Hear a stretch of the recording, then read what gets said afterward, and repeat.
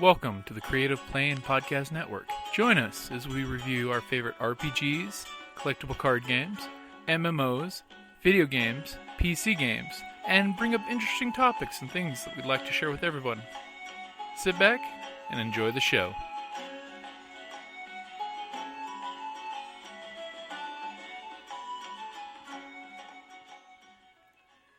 Hi, this is Kelly, aka Trixie from Ragnarok and Roll, a Scion to Ragnarok story, and Tilda Wimblewick from D&D Journey of the 5th Edition.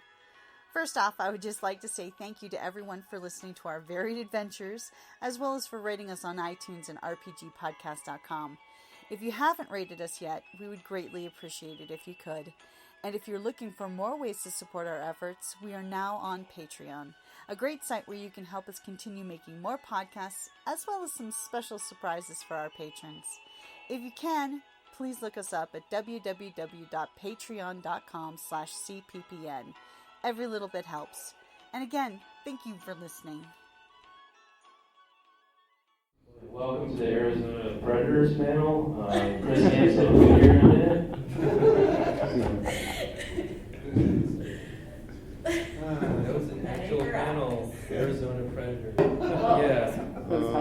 It's not what you want to do. I just thought that was a regular Actual was funny because when that show was cast in Texas, there's 40 people going on. Like, even like picketing at the house, there was just. Oh my god. Love aliens, First according we were rocks. What was I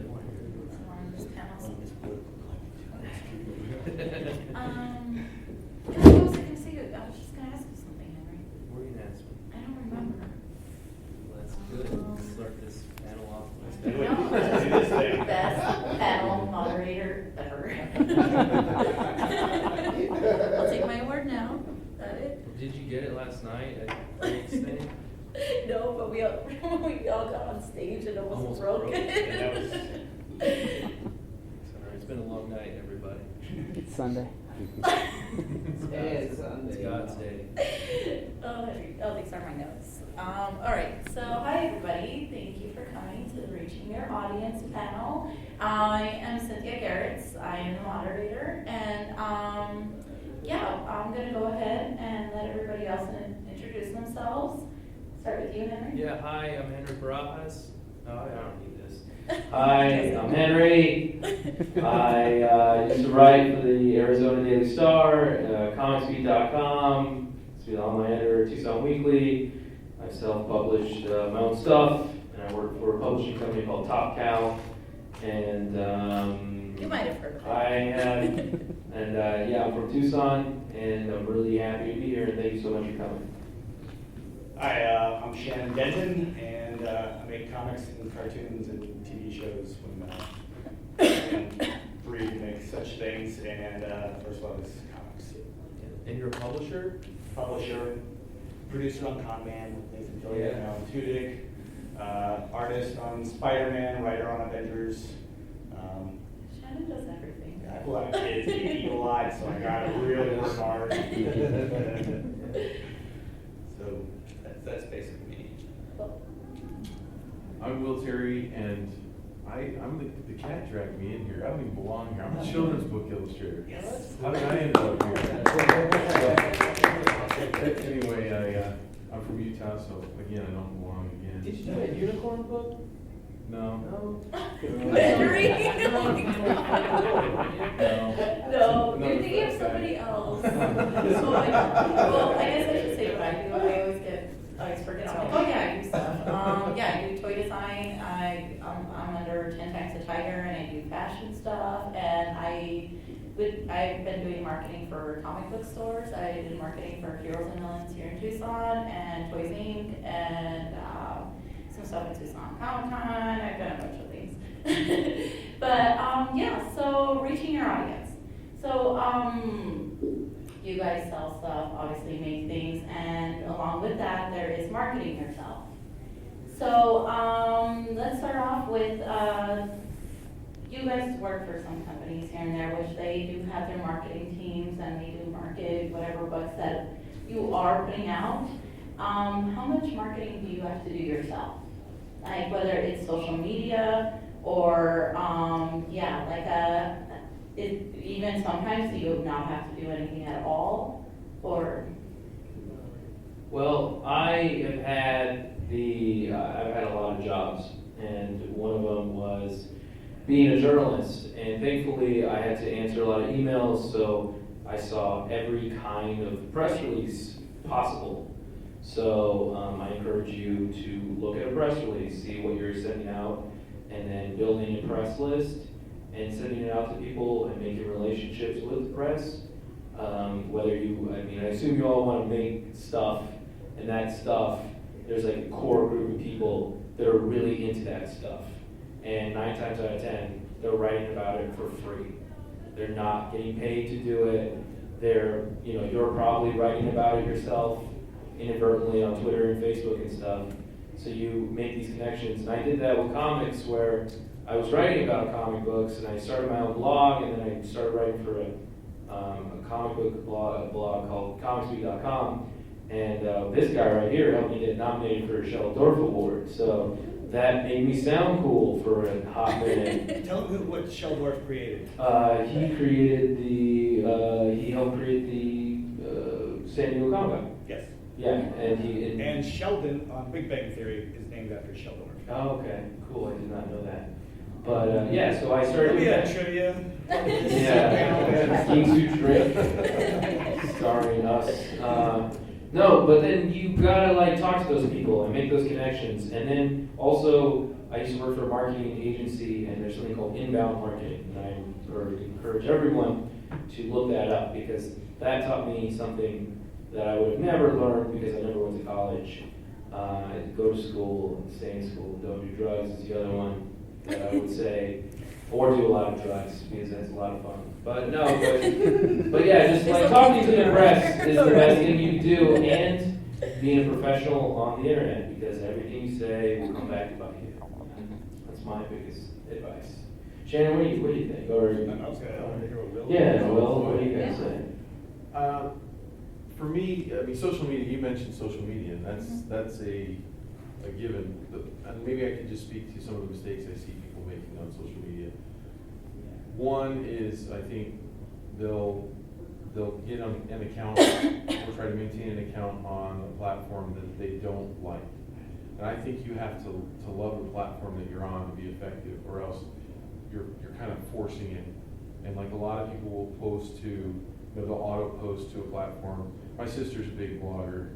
She's a green person, and not that I'm not green, but she's way greener than I am. So her skin's green? Yeah, exactly. She's an anti-plastic person, but she's got one of the biggest blogs out there on that, and she's got hundreds of thousands of followers. And she'll auto post to Facebook. Well, her Facebook is ignored.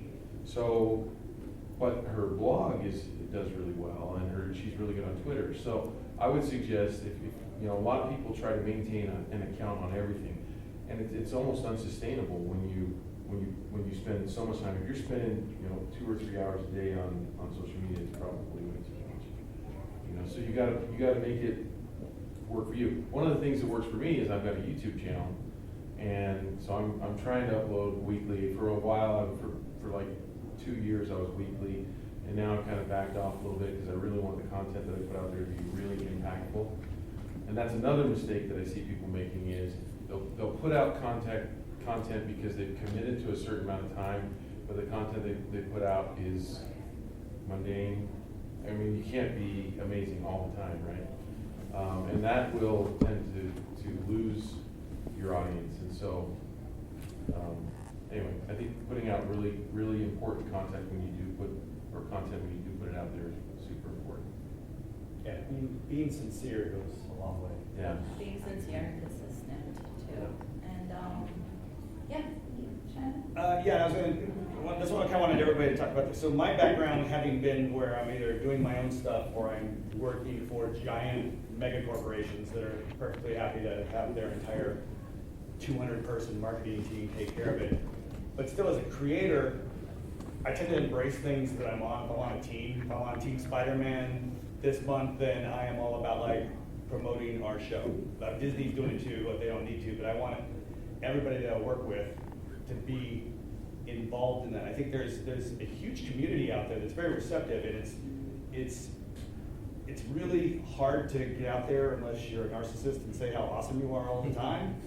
But it's pretty easy to get out there and say how awesome everybody you work with is, or how much your friend's book is awesome. And it's a great way to put yourself out there, and you're being genuine, but if you're not comfortable going, man, I'm great, check it out.com all the time, then there's a way to do it where you're basically throwing the love around everybody else. And so that's kind of my trick to the whole social marketing thing, because I really don't like talking about how awesome I am. Despite look how at me. Yeah. I mean, that's basically what Twitter is. It's bragger.com. So if you can find a way that is genuine to you, and you're still getting a message out, which is, I'm in this business, and it's all part of the community, and I take pride in the shows I do work on, the projects I work on. So if something's coming up, I'll brag about it coming up. But I always try to make sure that I'm focused more on all the people I get to work with, because to me that's what's fun about this. Because the whole being in an office by yourself, drawing all week, so you can go, hey kid, check this out. That's the least favorite part of the job, is being by yourself all the time. I try to make this as much a social event as possible. I teach Cal Arts too every now and then, and just tell the kids, if you're not really sure about the art thing, the music department is right down the hall, and you get instant gratification as a rock star, and you've got just as much of a shot of going somewhere as you do doing what we do. There's no guarantees in anything creative. Nothing's guaranteed. And even when you break in, it's a constant staying in the business. You got to break in every job you're on. Yeah. It's hard to break in, but you don't ever get a job and they're like, well, great, you work at Disney now, you'll be here till you're retired. Yeah. It's not a thing. Yeah, they like to say that breaking in is easier. No, breaking in is hard, but staying in the business is harder, because you have to be good and prolific and work on your next project and always have that in the bank, right? So that you were done with something and you're already starting something else. Also going to the conventions that are more feasible for you. Like, who wants to make comics? Raise your hand.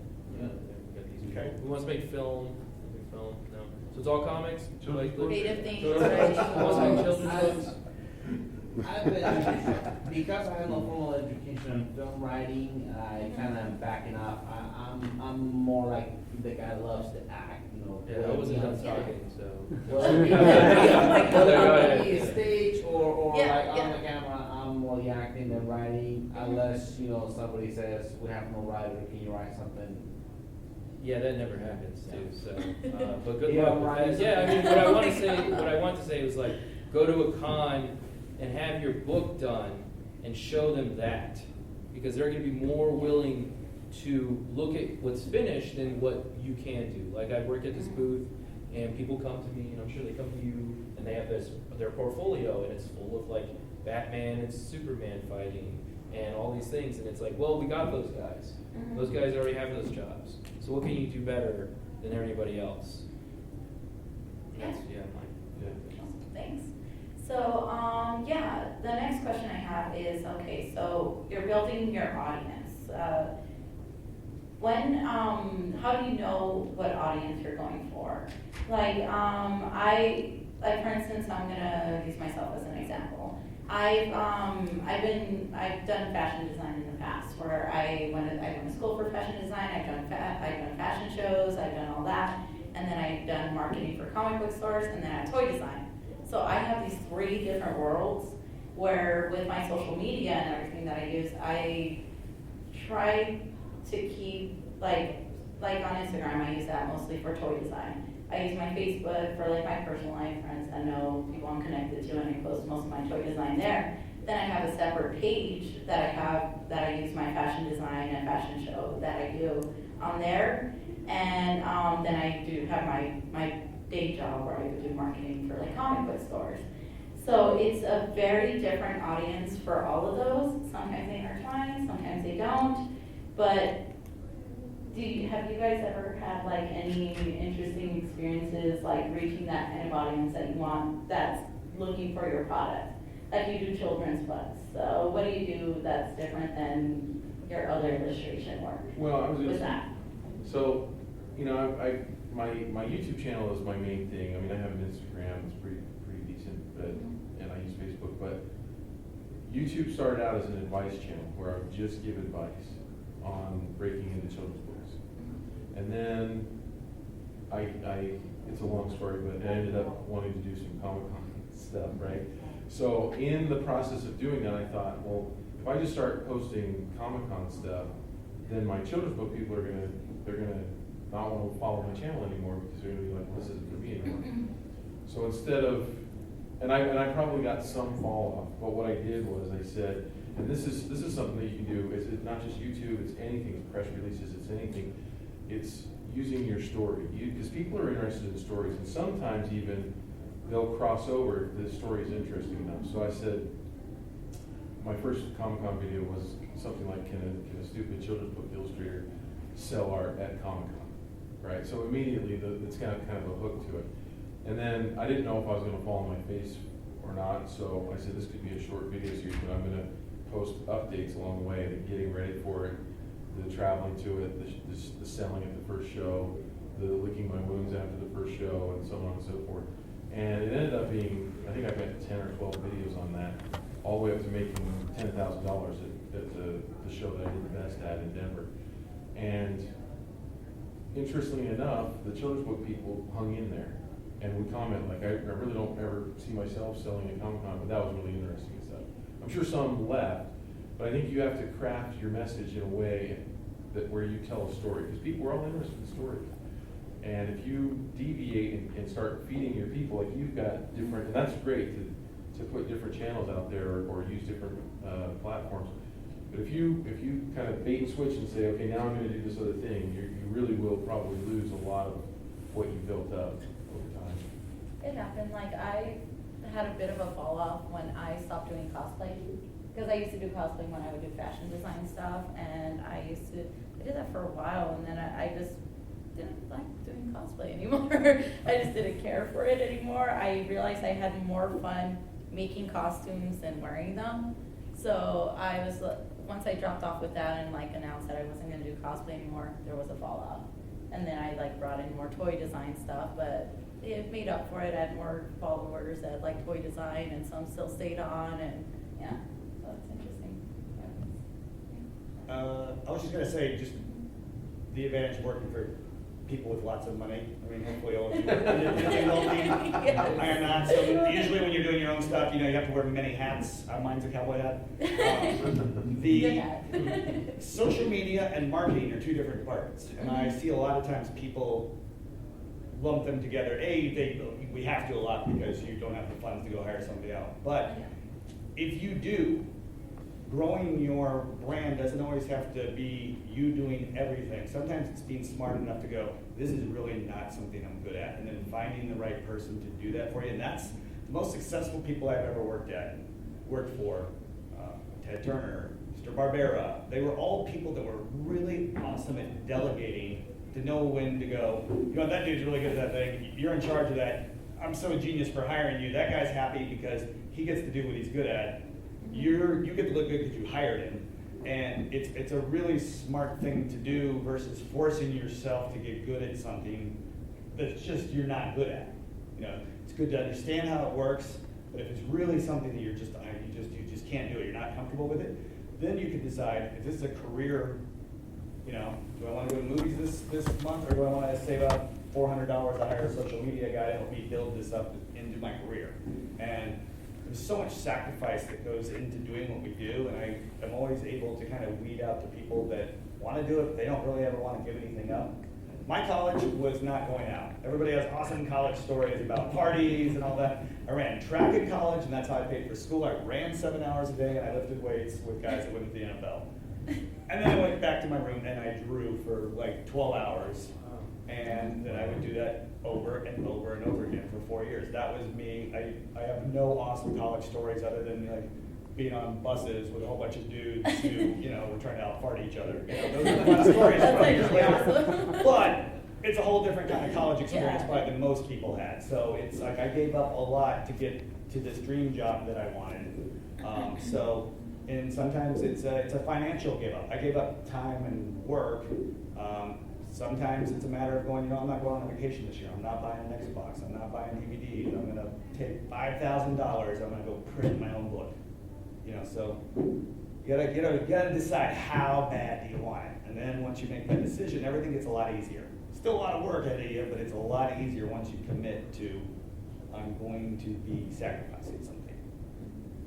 That's the panel's over, guys. Okay, all right. Thank you. No, yeah, what Shannon said, basically, I mean, I was a journalist for 2 years and I got paid nothing. And I didn't make any comics that year because I couldn't afford to pay anybody to get it done, and I couldn't afford to print any of the comics. But digital, I say build your audience, build it, make something great. I just talked to a couple, they make this comic called Tripping Over You. They started putting it out for free, and they made like $10,000 to publish their last volume because they are committed to putting out a comic every 2 days, 2 times a week, and it's just they have a devoted fan base all around the world that's willing to give them money to make sure they can keep it going. So, and also I think Shannon, I know he's really good at this, but reaching out to different minority groups and to the opposite sex, just reaching out to people that you never would normally kind of work with or be around, and kind of just going out and working with people that aren't like you, because their situation and their point of view is much different, and they know things you don't know. So I feel like, a lot of the times you work with somebody that you really jive with, but they probably have the same experience or they have the same kind of background. So I always try to look out and find somebody that I've never worked with or I never would have known before, and try to work with that person. That's a really good point, because a lot of creatives love to have just the echo chamber where it's like, tell me how great I am, but they don't really want to hear how they can get better. And so that's a really good point, that you're gonna learn a lot faster by, if you're doing kids cartoony comic books, it wouldn't hurt to go talk to the guys at Heavy Metal, because it may not be doing the same thing you're doing, but you may pick something up that you wouldn't hear from a marketing or a creative standpoint, that you're going to hear from all the guys who hang out together because they all like the same stuff and they're just kind of doing the same thing over again. Oh yeah, like I go to sports. I don't follow sports at all. I don't care about sports, but I follow sports marketing. I love sports marketing, like especially like what happens around FIFA and even like different like sports events and like who's marketing there, and even music events and who markets there. And I like looking into that and channeling that into like what marketing I'm going to do for a comic book store, or whatever event coordinating I'm doing, or what I could do differently at a convention, what they're doing. So it's like I try to look outside of what people are doing, like at your regular like comic convention. Look elsewhere, like look at sports. What was it? I think I was following NASCAR for a little bit and see what NASCAR was doing. But yeah, it helps a lot to go see what people are doing that are outside of your market. And let's see, God, what was my next question? Oh, next question. So reaching your audience. Yeah, we talked a lot about social media and reaching out to different people that you wouldn't normally work with, and because there you kind of do adopt their audience as well. What do you guys do at conventions? Like, how do you do you do like the salesman thing, where you go like, hi everybody, hi, fuck, or whatever, or what's your approach with reaching an audience that way? And not just on the convention floor, like what do you do outside of the convention, during convention times, like dinner, so on, just networking, whatever it is? I guess with the convention, I think whenever you have a product, I think if you have a book, you want to boil it down to a very short pitch. A 15-second elevator pitch, I think, is really important. If you go to John Lehman's table, he'll tell you what Shoe is about in less than 15 seconds, and it's so interesting and so unique. I'm sitting next to him, and he'll just all day long, and I'm like, every time it's on point, and it's... Yeah, and then they end up buying it. Yeah. So I feel like that's very important, is having to boil down your story in a way that is appealing and unique and gives the potential fan or friend a glimpse into what they will, expect. That's my advice. the ability to not sleep for 3 days is really handy. That's actually You get done some me weird well. energy, that weird energy. Done me well over the years, because I've worked for people that, you know, starting up a new company and they're like, oh, we have people, they don't go out and socialize with the community that they're trying to buy into, basically. And You have to do your research. I'm working on, any of you heard of Con Man? It's the show Nathan Fillion announced. So I'm a producer on it this last season. And there's also a song and dance number that I do with Lou Ferrigno, so I apologize ahead of the time for that. But that whole show, yeah, it's ridiculous. That whole show is all about embracing the community, because Alan basically made a show where he's making fun of himself, but being a part of the community. And I think he knew that if he had, you know, dismissed the community and called them nerds or any of the stuff that, like, when we were going around to the networks trying to get them to pick up on it, he's like, no, that's not, that's the whole reason we would have a show. It's because the whole reason I have a career is because of these people. Mm-hmm. And so that was kind of the genius of what he did with Con Man. And I think that on an individual level, you all have to kind of look at this community as something you're becoming a part of if you're not already a part of it, and how do you embrace it and going out and doing that. So the marketing is really, once again, going to kind of be or reaching your audience. It's going to be your individual way of doing it. There's things you can do, like, you know, but just being there, just being available is a huge part of it. Being And, memorable, like wearing a hat. I'll always remember you as like Shannon. Oh, there's his hat. I see Shannon. Oh, Yeah, there's, you know, it's just worked out for me over the years. Yeah. But I was going back to this company I was working for, and they didn't go to any dinners. They were just, it was like they were running a retail store, and they're like, well, at 6 o'clock, we're going back to our rooms, and we're done. And I'm like, oh, no, people expect to go have dinner with you or to meet you. We have freelancers. Mm-hmm. You should be, you know, taking them to dinner and out for drinks. Oh, I don't like going out. I'm like, well, you don't have to like going out, but you have to go out, you know. Mm-hmm. And it was a miserable place to work. But then I left, so it's all good now. But you know, that just that's probably my sum up of reaching the audience. It's just be yourself, be available, and then pick up things that work for you along the way after that. The only thing I would add is just from the standpoint of doing your first artist alley table, let's say, right? Your very first experience. When you get let into the show, before the event starts, you get to walk the floor without anybody there. And it's more comfortable for people to see the booths without anybody in it than it is when people are sitting there going, hi, I got art here, you know. People like to browse, and getting into it's an art to understanding the psyche of the customer. And I was horrible at that just a year ago.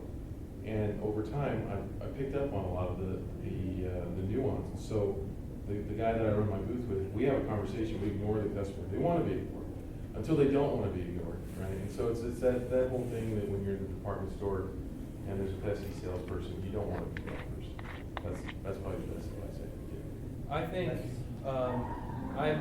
I'm not the opposite of that. I guess playing devil's advocate, but people are just walking, and I think everyone likes to be acknowledged, whether it be what they're wearing or what they're doing. But just saying hi to somebody or just reaching out and giving them a postcard or a bookmark changes the whole dynamic, because then they have something in their hand and nobody was talking to them, or they're all their face down drawing, or they're talking to their booth mates. So, you know, sometimes just reaching out and saying, hey, you know, how's your day going? And some people just want to talk about their day or Donald Trump or whatever, you know. So it's just, you know, I mean, sometimes, you know, if I mean, I've met people that they were like elderly, like really elderly, and they bought my books because I just said something to them, you know. So you never know what's going to happen. Yeah, and doing panels I think we do too. a similar approach where, just try to talk to everybody, conversations, and talk about whatever they're wearing, or Yeah, doing panels I think is important too, because then, you know, you hone in on these great people you probably didn't see us all weekend. So yeah, that's really important to do. Yeah, awesome. So, we'll go ahead and get started with the Q&A now. So if you have a question, raise your hand. And is that I think what we'll say is, for example, starting like an account on a website or kind of like domain that you pay. What about like somebody that has like, for example, a YouTube channel, and then I think at the end of the video, I've seen this before, where, follow, you can subscribe on Instagram, and then I have a Facebook account, and then I have a Twitter, and, follow me on those two, subscribe, and, at one point, would you say that, okay, now it's too much now? It all really depends. Well, first, I think one thing to make it easier for yourself where you don't have to do that is make sure you have the same name on everything.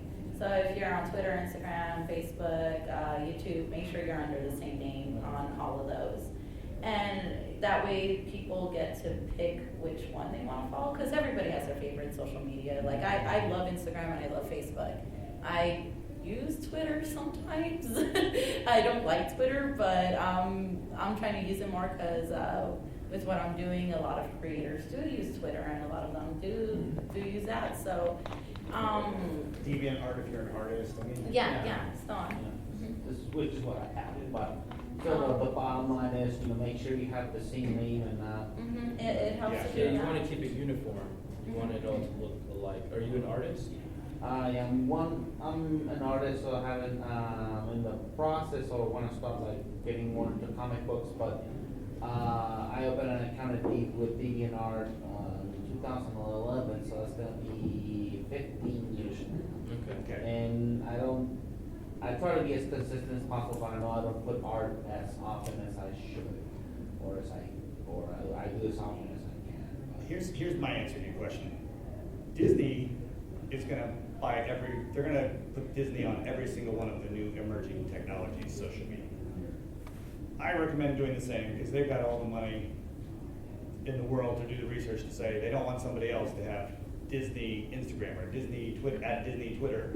So whenever a new emerging one comes out, whether you use it or not, you should claim it for your name, because you're basically, the last thing you want is to find out later, that became the thing you wanted to use, but somebody beat you to it, and now they've got Bill Smith, Super Space or Super Facebook or whatever the next new thing. There's always going to be a next new thing, and it's a pain in the butt keeping up with all these. So that's why you focus like YouTube or Facebook for me, or Instagram for him, or whoever, whatever your thing is, you can do that, and then you can have one of those Hootsuites or whatever that spreads it out to the other ones, just so you're keeping them alive. But you should claim them all if you've got, if you're merging your brand, because you don't know when Facebook's picking up on MySpace and nobody uses it anymore, and then there's the new thing, and you gotta. Or Snapchat. Whatever. Yeah, like Snapchat. Like I still ended up making an account for like Vine, Periscope. What was the one? Oh God, what was the one that just came out where you ask questions to people? I can't remember what it's called, but I even made one on that because that was like that. I was like, okay, just in case, gotta put my name on there just in case so nobody steals it. Yeah, there's articles you can you don't have to keep up with everything. You just Google every now and then and be like, what's the, and it'll give you like 5 things you never even heard of. You're like, all right, I better go create an account on that. Yeah, and normally like you'll hear it on social media. Somebody's gonna be talking about it, and then it'll be a trending thing. And but like It's good to have that, to just put that out there, but like you were saying, like the end of YouTube channels, just so people know, but you don't have to like shove it down their throats, like make it loud. It's just like, hey, but usually like for me, when I find somebody, it's like, okay, they're under this name, I'm gonna look them up on Facebook and Instagram first. But you might use Twitter more, so you might look them up on Twitter first under that name. So it's easier if you just have the same name on everything.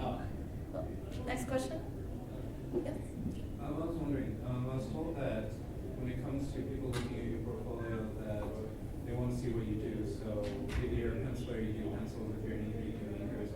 What would you guys suggest as far as posting things on our websites, as far as like what kind of finished product, like the end result or process? What would you say? Just been an editor. Are you talking about? And we've done panels before. I like to keep showing up. That's good. That's hustle. If you're trying to get a job at Marvel drawing Wolverine, there's a different answer to this than you're trying to break in as a children's book illustrator doing your own book versus breaking in as a children's book illustrator drawing the next My Little Pony book versus, you know, you're trying to get a job at a publisher that wants to create her own material or the next Cyberforce issue. So you have to kind of do some research onto. So what do you want to do? Mostly I do pencils, but I also was trained in like classical oils. But like, what do you want to get? What kind of work do you want to get? Ultimately, I'd like to do sort of psychological profiles of the characters and also individual like storylines. But I mean, work for hire where somebody's paying you to draw their characters, or are you looking for? To publish your own To book, publish or your you own want to work for a material. big publisher? Higher, yeah, I want to work for. I want to be a cog in the system. Cog in the system, then my advice is going to be to submit pencils if you want to be a penciler, and look around at who else they're hiring and see if your stuff's even remotely close, because it's really hard to be a standout artist with your own style if you're not already doing an image book that everybody knows you from, like, oh, that guy's got his hip new style, because the people doing the hiring 99% of the time, as far as I know, I'm still the only editor other than Randy Stradley in the last 20 years that's also been an artist. So most of the editors are people that have been told what they like, and they tend to hire based on, well, we know this guy's popular and this looks like this guy's stuff. And that guy's busy right now, or he's behind, or his grandma's sick, so we need somebody that can draw just like him in the next, to do 6 pages worth of work. So in that regard, you're gonna wanna be as close as possible to stuff that's being published. Or you go the other route and you become so popular, you're their competition, and then they want you to come work for them. And then you can have your own voice, but it's a hard thing to do, to have your own voice, and then hope that a company is going to have the foresight to see how great that would be on one of their characters when they're not foresight people. They're people that kind of roll with the trends. So. Yeah, I like to tell people to take their art or their book and put it next to a book they want their publisher to be. And if that doesn't look like anything, then you need to find a new publisher or change your style or kind of adapt to that. Because, you know, if you go to a comic book store and look at what came out that week, you're going to see a lot of the same colors. You're going to see a lot of the same kind of looking books. Yeah, because they want to. They also have a brand that they're trying to follow. And people are kind of chasing trends. So you either start your own stuff or you chase a trend and try to give the market that. And just like professional sports, I also like to use sports analogies. Yeah. You know, some guys are big old heavy dudes that could never drive the court and dunk, and yet they're amazing basketball coaches. So there are exceptions to what I just said. There are some people that really know art, but they're not artists and couldn't draw their way out of the bag. But in general, I just want to, as an artist, that's what you're up against, is you're submitting your art to people that are not artists. So, you know, if you just walked up to random strangers at the mall and asked them what they thought of it, that's kind of along the lines of, you know, what you're dealing with. You know, they're going to go along with, you know, they like that particular style of artist because he's made money for them in the past, and you do something similar, you have a much better shot at breaking it. So you would recommend, like at this point, probably go ahead and talk to the smaller companies like you mentioned, try and work with them. How would you submit to them? You know, it's the same thing. They're looking for, I mean, Henry's at Top Cow now, so he can probably talk more to the contemporary. Well, what I would say for Image and Top Cow, they are, you have to sell at least 4,000 comics a month. And if you can't sell more than 4,000 comics a month, they give you the option to not publish your book, or you pay for what they cost to put it in Diamond and to publish the book. So it's about And he's talking about doing your own book on this, not drawing. Yeah. So you gotta. So if you want to draw a book, you have to draw your own book and get it out there. And if you want to be someone who works for these companies, you have to make relationships with the editors, and because they're gonna hire somebody they like and somebody they want to work with, and someone's work they like. So it's building a relationship through making good work. And he just brought up something really important, which is, you know, as good as you might be, if I've got 2 other guys on the other line that I've worked with that are also out of work and they're pros and I've worked with them, that's your competition, is all the other people that are already in the business doing that style. So you have to really, it's such a, this is horrible advice, because it's basically like you have to toe the line, but really stand out. That's So the that's reality where of it. it's It makes no challenging, sense. yeah. But yes, you gotta be just like everybody else, Uh-huh. but better, but not so much better that you're different. You know? Fine balance, isn't it? Yeah, they're very focused on trying to find a look that is along the lines of something they've seen, so. So real quick though, if I'm a penciler, would I just stick with pencil drawing? Yes. Or would I give them finished product for the pencils? Oh, you would only do the finished product if it was so indicative of the way you work. Like, do you guys know Francesco Francavilla's work? So I gave Francesco his first paid work. I'm an artist. I was like, this guy's awesome. I had to fill out so much paperwork to get him hired because they were just like, he doesn't draw like anybody. And I'm like, I know, but he kind of draws like Joe Kubert, who created 90% of the characters that we make at this company. Who's Joe Kubert? Just punch me in the face now.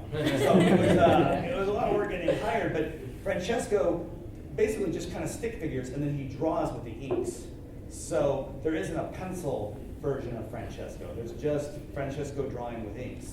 So that, because it was so his thing, and he had the right editor and the right situation, and plus he had done some image books, so I was able to say, like, look, this guy can hit a deadline, he's done these books. I was able to get him hired. So, but that's such a rare exception to the rule. It's so much more likely that you're gonna get hired if you have pencils that look like somebody else. I can go to my boss and say, like, this guy's totally flaming out, but I found this guy and he draws just like Flame Out Boy. And he's new, so he's like a ninth the price. They love that. So, that's really, yeah, pencils. Next question. You have time for, go for it. Individually, what social media do you guys like best? Which is the one that gives you the bang for your buck? So social media has been changing a lot. There's a few, I like Instagram and Facebook a lot. Facebook has been kind of difficult, like when doing your own artist page. It has some pluses and some negatives. For one, they're making you pay for advertisements, but the advertisements are actually pretty good. Because I think about it, it's like, okay, I'd rather spend $20 for a couple weeks, and they're gonna advertise it for me, and that's like time that I don't have to spend on it. And it has helped like me reach an audience that way. That's different than buying likes, because I've never done that. That's totally different, but it does like send out like advertisements to people. And it also, everybody has a Facebook, so everybody knows to go to Facebook first. And I like Instagram because just the attention span that everybody has right now is when it comes to like being on your phones and what you see. A picture speaks louder than words. So usually a picture, you see it, you could like it, and it sticks in your head, and then people follow hashtags too. So you could use hashtags on there, and especially if you're an artist, I follow artists on Instagram more than I ever did on Facebook. And so those are my two. And you know what, I was gonna add that before we go get into our news, it's different too if you're a writer or if you're an artist. What I read, like Instagram, Tumbler, if you're an artist, it conveys who you are. Yeah. Writers, you should be on Twitter a lot. I know it seems ridiculous, like you should be writing more, but the writers that I know that have gotten really successful over the last 5 years, they've built these huge followings of people that just like their voice. They like to hear. Whereas people, when That's you how we post like your our art works. to Twitter, it's not this. You're not reaching the same people as you do with Instagram. So I think it depends what you want to do, which one's the focus. Yeah, I think, are you trying to make money, or are you trying to get your It would be nice, but. So like, you need a website where people can buy stuff from you. You need to have a way to get people to come give you their money.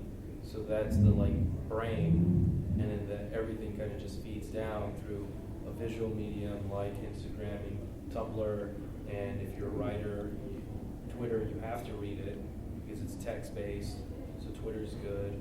And then if you want to, Facebook is more of like where you get your community to kind of rally behind you and share it and like it and comment and engage. And then you got, there's just so many different ways. It depends on what you're trying to get out of it. So I think he's genius for doing the YouTube because it's a lot more work, but I think that one actually reaches. Oh yeah. That's what I was gonna say is that I didn't pick YouTube, it kind of picked me because the reason I was doing YouTube is I'm an educator, I teach at a university, but I also teach online.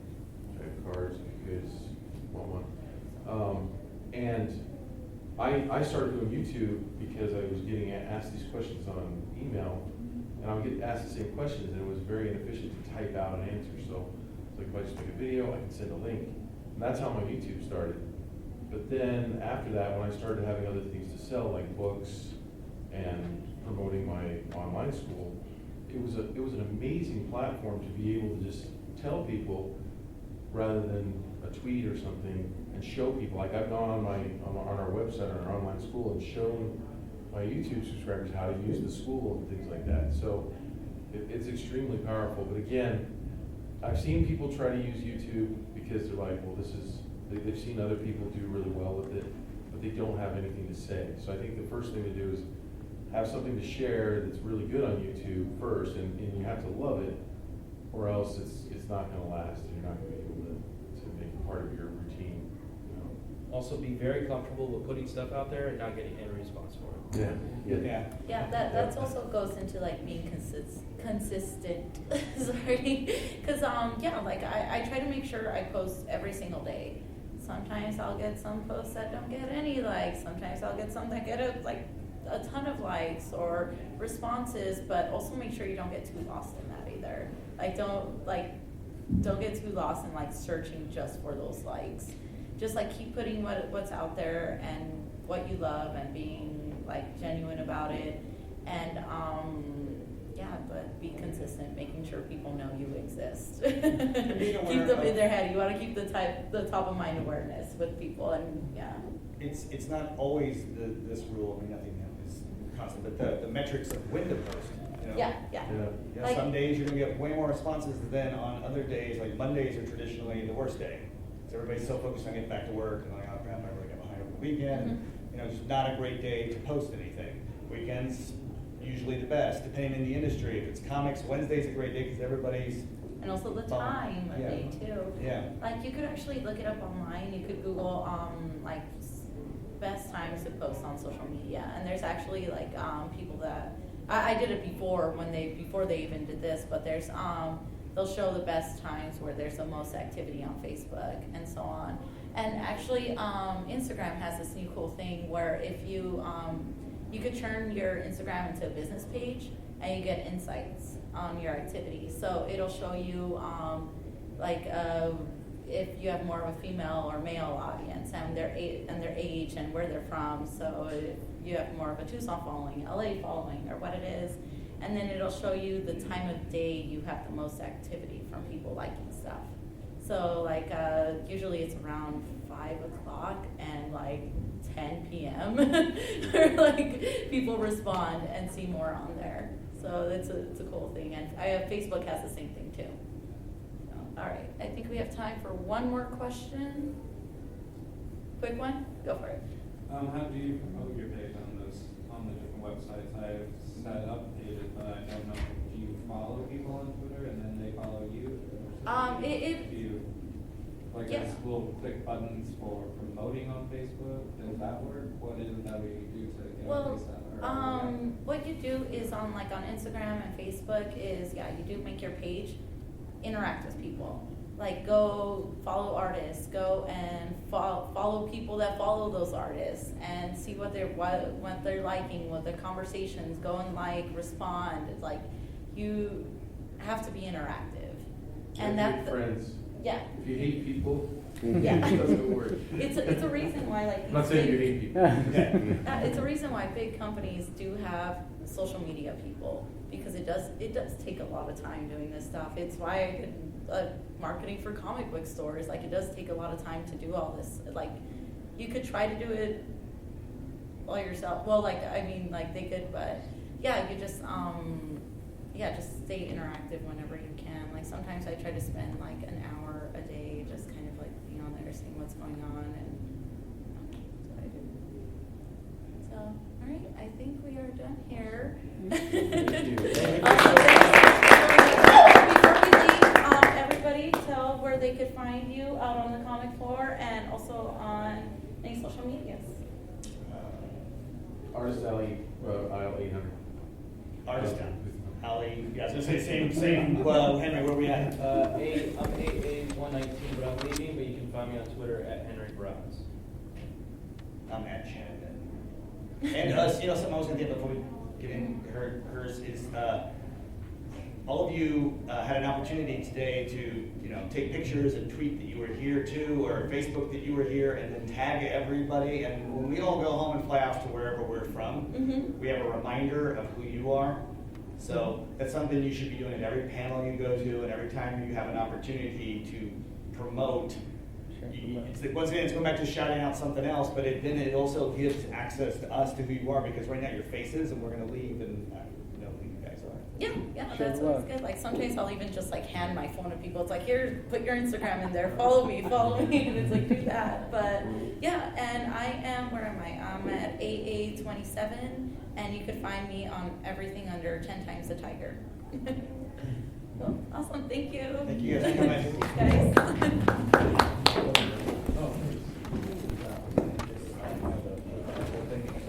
Oh, yeah.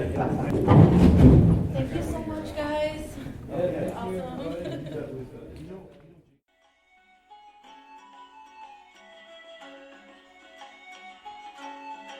Thank you for listening to the Creative Play and Podcast Network. And feel free to enjoy our other shows, such as D&D Journey of the 5th Edition and Scion Ragnarok and Roll, a Scion hero to Ragnarok story. Thank you for listening.